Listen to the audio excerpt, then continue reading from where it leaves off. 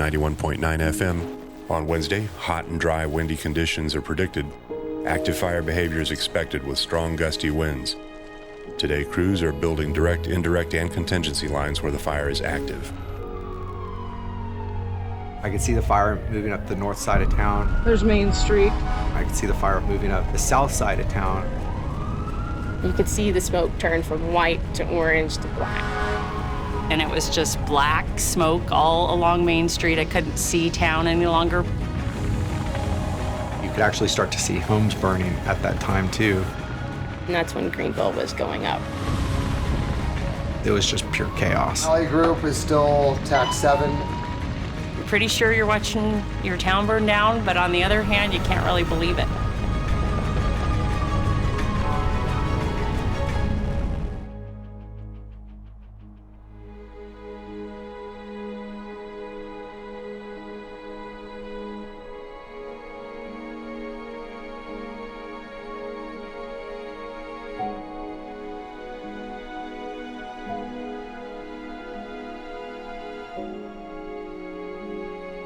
I've heard every person from local to high up in the chain of command on the incident, they've never seen anything like this.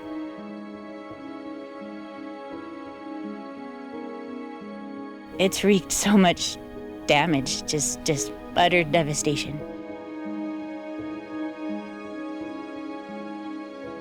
To see so much of what you're accustomed to seeing being charcoal and twisted metal.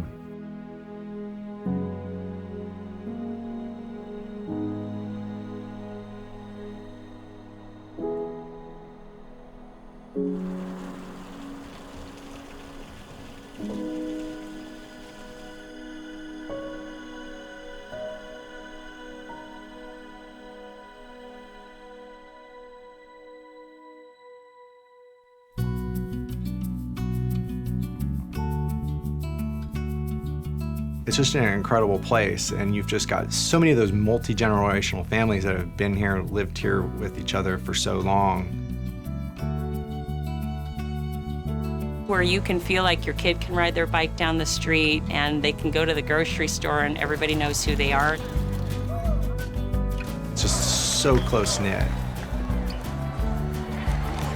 I hate to see that history just lost and wiped off the map, but if there isn't money to rebuild, that's exactly what'll happen.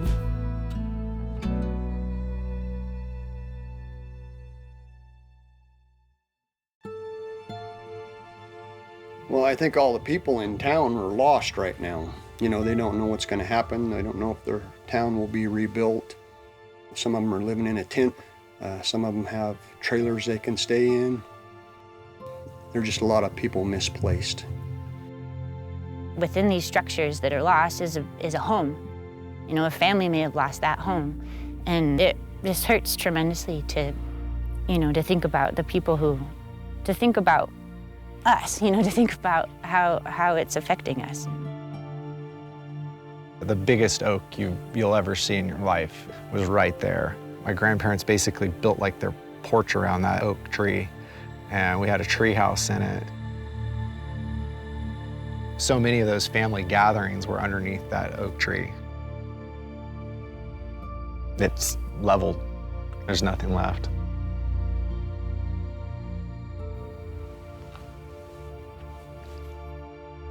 Everybody's frustrated, from volunteers to firefighters to the firefighting command.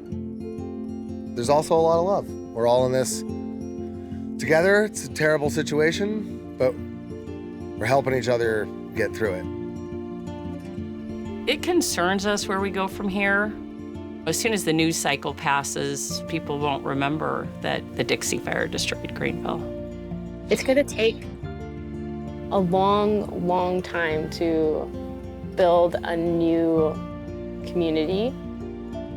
You know, our guess is that maybe 50% of the people in Greenville didn't have insurance and won't have resources to help them survive now, let alone to rebuild.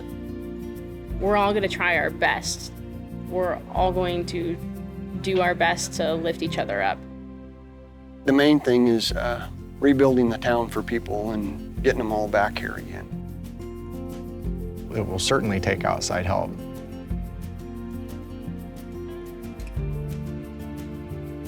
ultimately, I think the story of this place is going to be one of perseverance.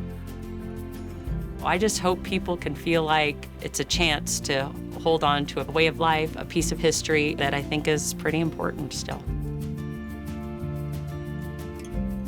What I want is I want the town to not have gone.